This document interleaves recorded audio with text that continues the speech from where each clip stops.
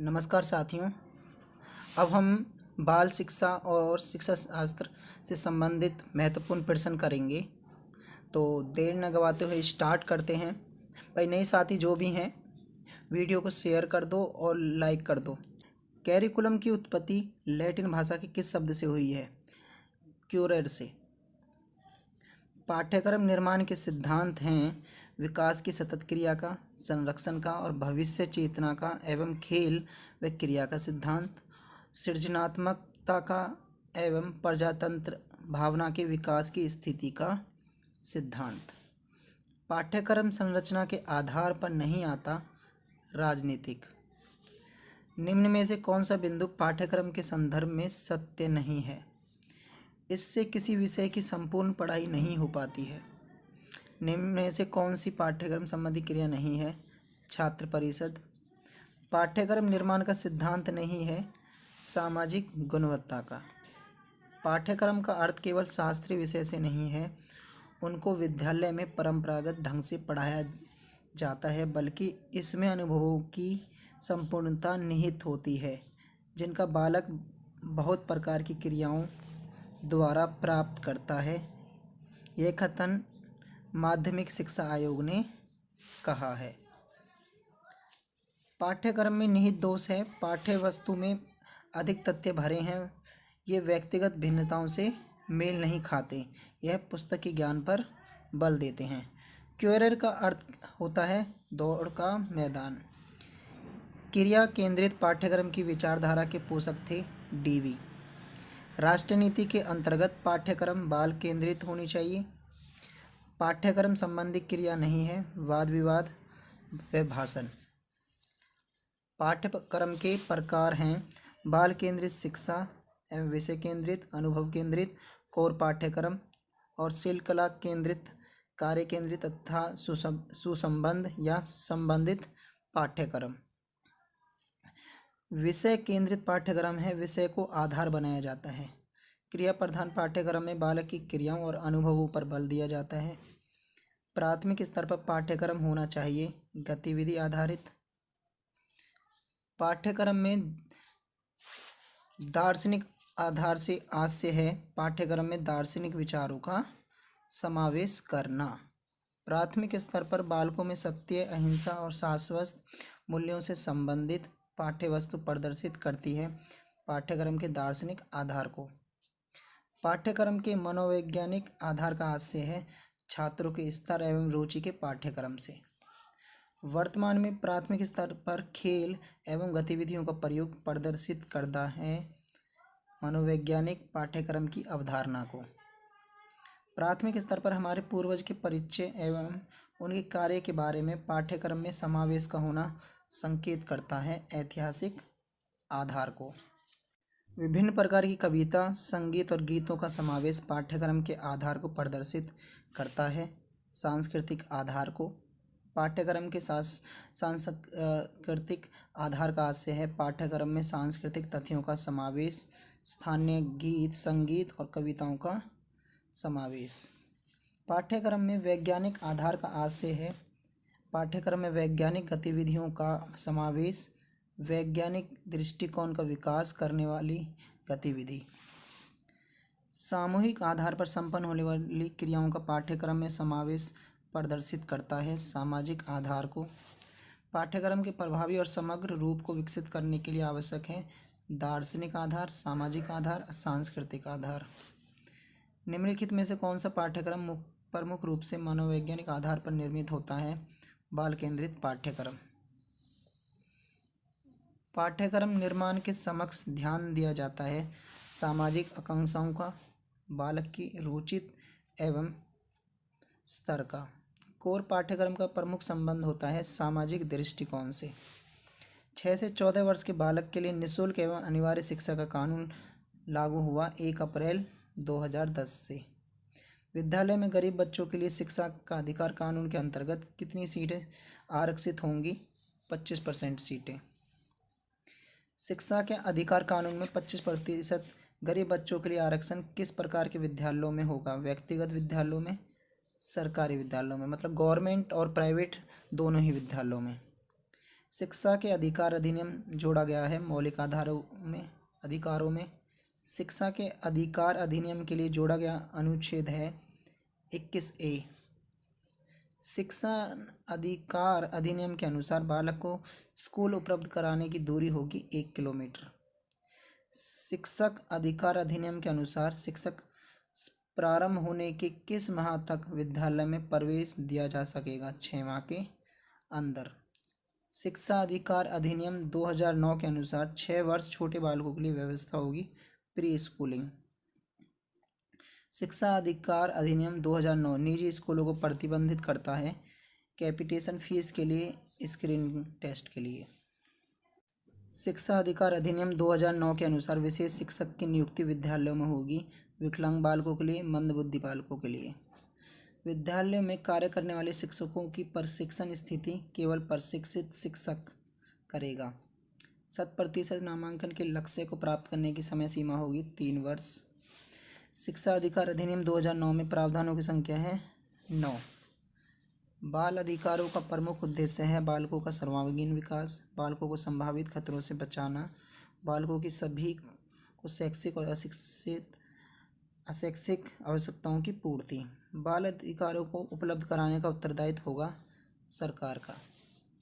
बालकों के साथ किसी जाति, धर्म एवं लिंग के आधार पर भेदभाव न करने का प्रावधान किस अनुच्छेद के अनुसार है? 2। बालकों को यह जानने का अधिकार किस अनुच्छेद के अंतर्गत है कि उनकी देखभाल अभिभावकों के द्वारा की जा रही है या नहीं है? अनुच्छेद 7। शरणार्थी को देश में जन्मे बालक के समान अधिकार किस अनुच्छेद में प्रदान किया गया है? 22 नंबर पे।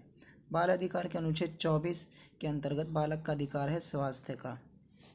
विकलांग बालकों को विशेष सहयोग एवं देखभाल का अधिकार बाल अधिकार के अनुच्छेद के अनुसार दिया गया है आर्टिकल 23। प्राथमिक शिक्षक को निःशुल्क रूप से प्राप्त करने का अधिकार बाल अधिकार के किन अनुच्छेद से संबंधित है? आर्टिकल 28। बाल अधिकार का अनुच्छेद 19 बालकों को अधिकार प्रदान करता है अपेक्षा से, हिंसा से, दुर्व्यवहार से, सुरक्षा से। बालकों को खतरनाक कार्यों से मुक्त रखने की व्यवस्था बाल अधिकार के किस अनुच्छेद में प्रदत्त करता है? आर्टिकल 32 में। बालकों के अपहरण एवं क्रय विक्रय को रोकने का दायित्व होगा सरकार का। सहभागिता एवं सक्रिय अभिव्यक्ति का अधिकार बाल अधिकार के किन अनुच्छेदों में समाहित है?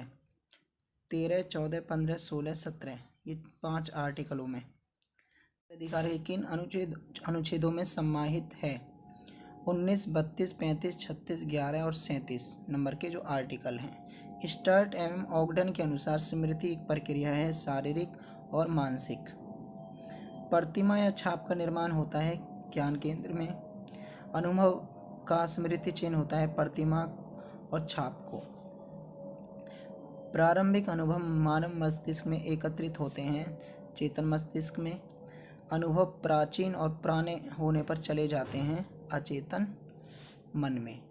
से है सचेतन मन के अनुभवों को चेतन मन में लाने की प्रक्रिया। जेम्स के अनुसार स्मृति है पूर्व घटना या तथ्य का ज्ञान।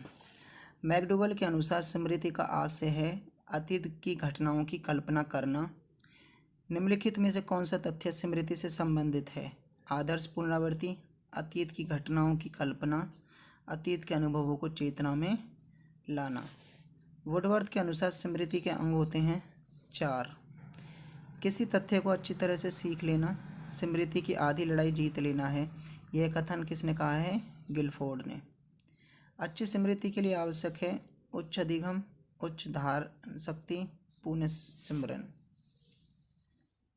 उच्च धारण शक्ति से आशय है अचेतन मन में तथ्यों का संग्रह। अधिकांशतः व्यक्तियों को धारण शक्ति में परिवर्तन नहीं किया जा सकता। यह कथन किसने कहा है? रायबर्न ने। स्टाउट के अनुसार उत्तम स्मृति के लिए आवश्यक है उत्तम धारण शक्ति। सामान्य रूप से अच्छी स्मृति पाई जाती है प्रतिभाशाली बालकों में। स्टाउट के अनुसार उच्च स्मृति की विशेषता है उपयोगी तथ्यों की स्मृति, अनुपयोगी तथ्यों की स्मृति, उच्च धारण शक्ति। जब एक अनुभव दूसरे अनुभव से संबंधित होता है यह स्मृति के किस नियम से जाना जाता है? साहचर्य का नियम। सत्याग्रह एवं सविनय अवज्ञा आंदोलन के बारे में बालक से महात्मा गांधी के पूर्ण जीवन चरित्र का स्मरण होना स्मृति के किस नियम को प्रकट करता है? संबंधों का नियम। आदत का नियम संबंधित है अभ्यास से। बालक जो पहाड़ी प्राथमिक स्तर पर सीखता है वह उसको जीवन के स्मृति के किस नियम के आधार पर याद करते हैं? आदत या अभ्यास के नियम पर। निम्नलिखित में से कौन सा तथ्य स्मृति से संबंधित है? इंद्रिय अनुभव, सक्रिय स्मृति और तर्क। विस्मृति है एक अवधारणा है सकारात्मक और नकारात्मक। अधिक विस्मृति की स्थिति में बालक का व्यवहार हो जाता है सामान्य। विस्मृति का आशय है अचेतन मन के अनुभव, किसी तथ्य को भूल जाना।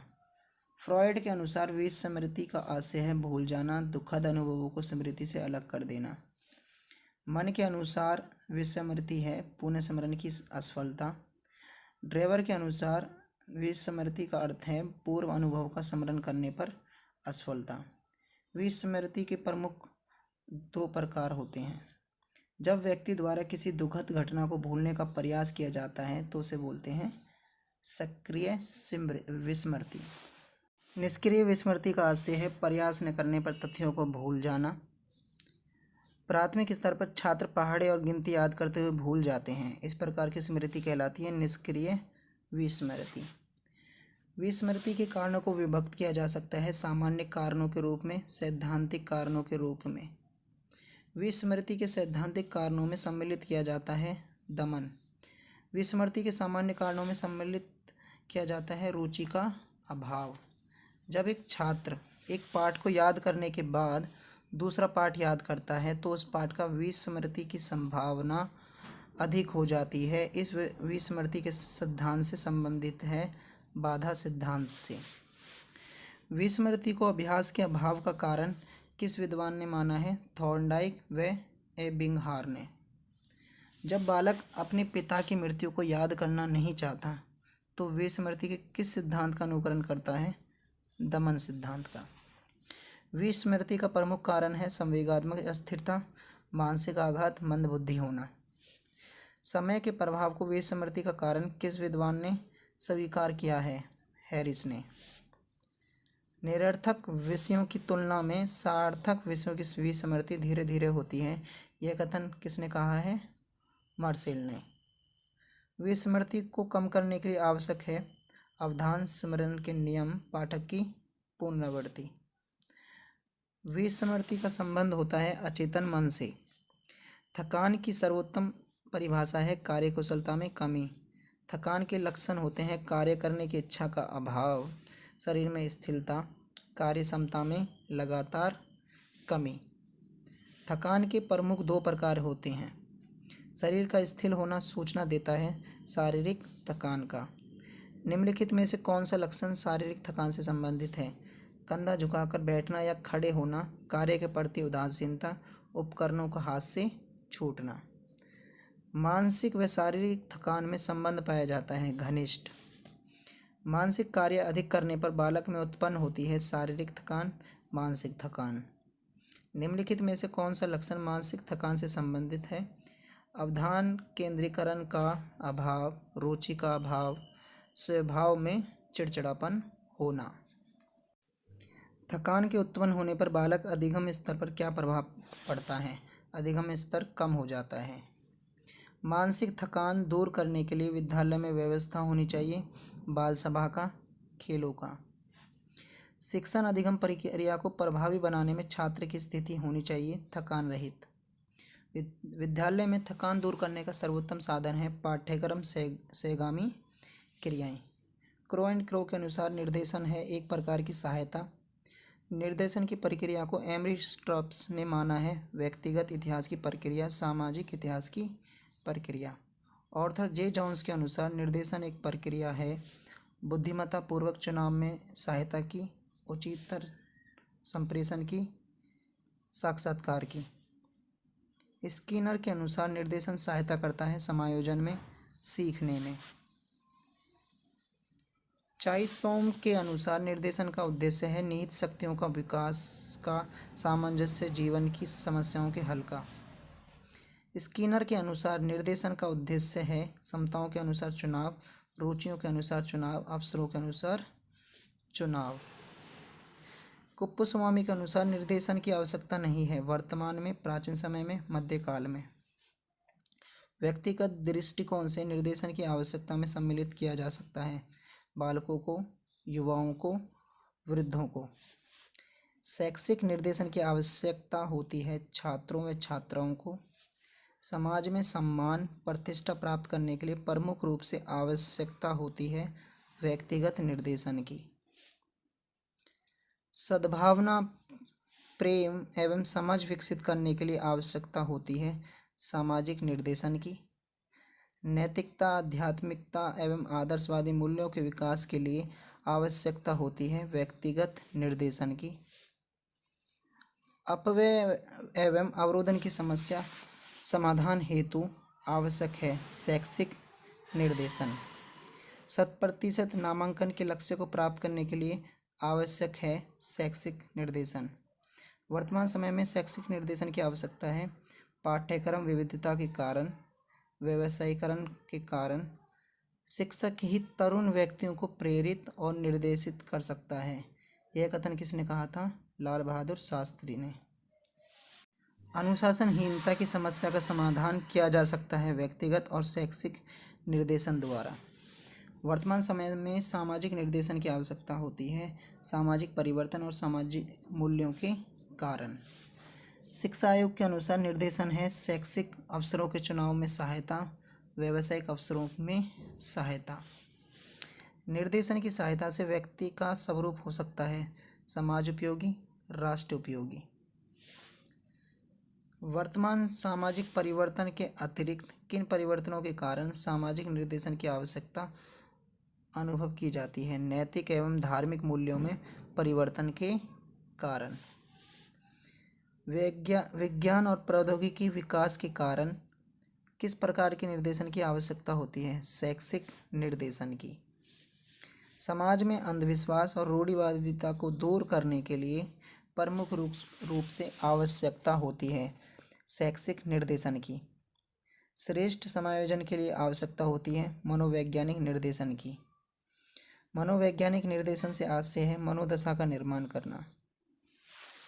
अपराधी बालक को निर्देशन प्रदान करने में आवश्यकता होती है मनोवैज्ञानिक निर्देशन की।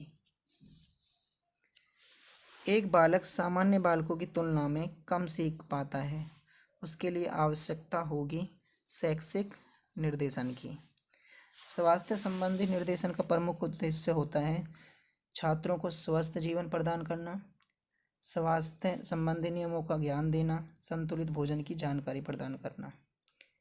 निर्देशन की आवश्यकता होती है माध्यमिक स्तर पर। निर्देशन प्रदान करने की प्रमुख विधियां हैं व्यक्तिगत और सामूहिक विधियां।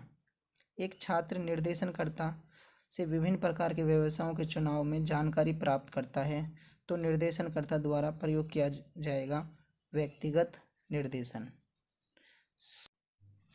एक छात्र निर्देशन से विभिन्न प्रकार के व्यवसायों के चुनाव में जानकारी प्राप्त करता है तो निर्देशनकर्ता द्वारा प्रयोग किया जाएगा व्यक्तिगत निर्देशन। सिनेमा या चित्रपट के माध्यम से, दूरदर्शन के माध्यम से सूचना प्रदान करने की विधि को माना जाएगा सामूहिक निर्देशन विधि। निम्नलिखित में से कौन सा तथ्य सामूहिक निर्देशन विधि से संबंधित है? अनुवर्ती कार्यक्रम। निर्देशन प्रक्रिया का क्षेत्र होता है व्यापक। वेबस्टर शब्दकोश के अनुसार परामर्श है पूछताछ, पारस्परिक तर्क वितर्क। बर्नौड और फुलमर्क के अनुसार परामर्श है व्यक्ति को समझना और व्यक्ति के साथ कार्य करना। परामर्श को निर्देशन की एक विधि के रूप में जाना जाता है। इस कथन को स्वीकार किया जाएगा जॉन्स ने स्वीकार किया है जॉन्स ने। रॉबिन्स के अनुसार परामर्श है दो व्यक्तियों का संपर्क। परामर्श दो व्यक्तियों का संपर्क है जिसमें एक को किसी प्रकार की सहायता दी जाती है। यह कथन किसने कहा है? मॉयर्स ने। रूथ स्ट्रैक के अनुसार परामर्श का उद्देश्य है आत्म परिचय, आत्मबोध। रोलान के अनुसार परामर्श का उद्देश्य है छात्रों में हीन भावना के विकास को रोकना। हार्डी के अनुसार परामर्श का उद्देश्य है सब विकास के लक्ष्य प्राप्त करने में सहायता करना। कुप्पुस्वामी के अनुसार परामर्श के सिद्धांतों का विभाजन होता है 4 प्रकार से। परामर्श अवधि होनी चाहिए 30 से 40 मिनट।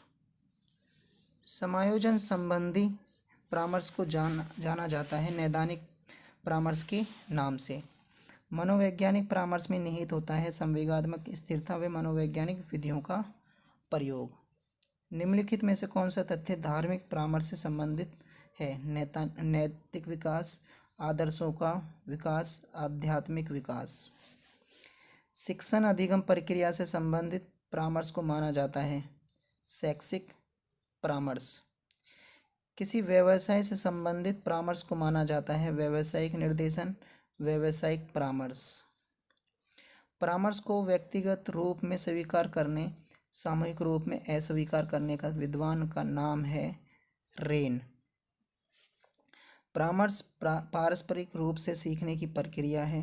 यह कथन किसने कहा है? बिली का और एंडू का। ब्रीवर के अनुसार परामर्श है विचार विमर्श, मित्रतापूर्ण वाद विवाद। निर्देशात्मक परामर्श है परामर्शदाता केंद्रित। अनिर्देशात्मक परामर्श होता है परामर्श प्रार्थी केंद्र। रोजर्स के अनुसार पूर्ण मनोवैज्ञानिक परामर्श है अनिर्देशात्मक। स्वतंत्र वातावरण का अभाव किस प्रकार के परामर्श में होता है? निर्देशात्मक परामर्श में। अनिर्देशात्मक परामर्श में महत्व प्रदान किया जाता है अधिगम में।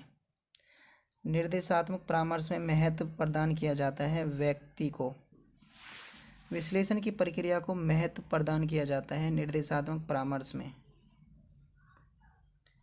परामर्शदाता अधिक सक्रिय रहता है निर्देशात्मक परामर्श में। परामर्श प्रार्थी को क्रियाशील रखने के लिए आवश्यक होता है अनिर्देशात्मक परामर्श में। अनिर्देशात्मक परामर्श को पूर्व नियोजित क्रिया किस विद्वान द्वारा समझा जाता है? जेम्स एम ली द्वारा। डम्बाइल के अनुसार अवधान का आशय है किसी एक वस्तु पर अन्य वस्तुओं की अपेक्षा अधिक चेतना केंद्रित करना। वैलेंटाइन के अनुसार अवधान है पूर्ण मानसिक क्रिया। स्टाउट के अनुसार पूर्ण ज्ञान का संबंध है पूर्व ज्ञान से। कक्षा शिक्षण में बालक की मुख मुद्रा से पता लगाया जा सकता है अवधान की दशा का। अवधान के मूल में समाहित होता है प्रयोजन, रुचि, उपयोगिता। अवधान के लिए आवश्यक एवं प्रमुख शर्त है मानसिक सक्रियता। वुडवर्थ के लिए अवधान केंद्रित करने के लिए प्रमुख आवश्यकता है तत्परता। अवधान की प्रक्रिया में बालक तथ्यों के साथ किस किस क्रिया को करता है? संश्लेषण और विश्लेषण। सामान्य रूप से व्यक्ति अवधान केंद्रित कर सकता है एक वस्तु पर। एक बालक कहानियों की किताबों पर पूर्ण ध्यान केंद्रित करता है, उसका यह अवधान माना जाएगा ऐच्छिक अवधान। परीक्षा के समय में व्यस्त छात्रों का ध्यान पड़ोस में बजने वाले टेप रिकॉर्डर की ओर चला जाता है, उसका यह अवधान माना जाएगा अनैच्छिक अवधान। विद्यार्थी गणित विषय में इसलिए अवधान केंद्रित करने का प्रयास कर रहा है कि यह उसके माता पिता की इच्छा है, उसका यह अवधान माना जाएगा अनअभिप्रेरित अवधान। एक बालक अपने मित्र को क्रिकेटर बनते हुए देखकर क्रिकेट के प्रत्येक कार्यक्रम को ध्यानपूर्वक देखता है, उस पर अवधान केंद्रित करता है, उसका यह अवधान माना जाएगा अर्जित अवधान। मंदिर में भगवान राम सीता की विशाल मूर्ति को देखकर एक व्यक्ति द्वारा उसका संश्लेषण विश्लेषण किया जाता है, यह अवधान माना जाएगा मूर्त अवधान। एक शैक्षिक नैतिक मूल्यों पर ध्यान केंद्रित करने के लिए बालक से कहता है, बालक द्वारा अपना ध्यान दया, परोपकार, धर्म आदि पर केंद्रित किया जाता है, उसका यह अवधान होगा अमूर्त अवधान। ऐच्छिक अवधान का प्रमुख तत्व है व्यक्तिगत सुख एवं व्यक्तिगत उपयोगिता। अनअभिप्रेरित अवधान में अधिगमकर्ता को करना पड़ता है स्वेच्छाओं का दमन। अर्जित अवधान में अधिगमकर्ता में करना पड़ता है इच्छा एवं रुचि। निम्नलिखित में से कौन सा तथ्य ऐच्छिक अवधान से संबंधित है? उद्दीपन पे केंद्रीकरण, अवधान की सक्रियता, आयु के साथ विकास।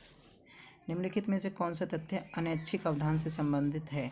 बिना इच्छा के ध्यान, केंद्रीकरण, आयु के प्रभाव पर न होना, प्रयास न करना। अवधान की दशाओं का विभाजन प्रमुख रूप से किया जा सकता है 2 भागों में। निम्नलिखित में अवधान से संबंधित तथ्य हैं आवश्यकता।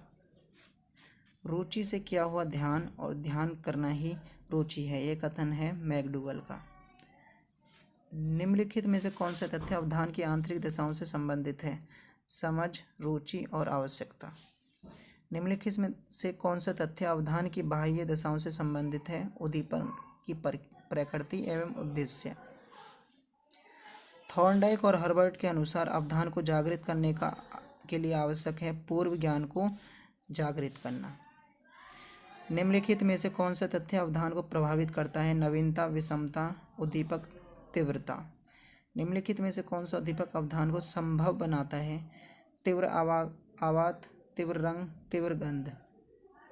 अवधान विक्षेप का कारण है थकान, प्रेरणा का अभाव, भौतिक पर्यावरण। कक्षा शिक्षण में शोरयुक्त वातावरण का परिणाम होता है अवधान विक्षेप, निम्न अधिगम। शिक्षक द्वारा प्राथमिक स्तर पर व्याख्यान विधि का प्रयोग अवधान में उत्पन्न करेगा बाधा।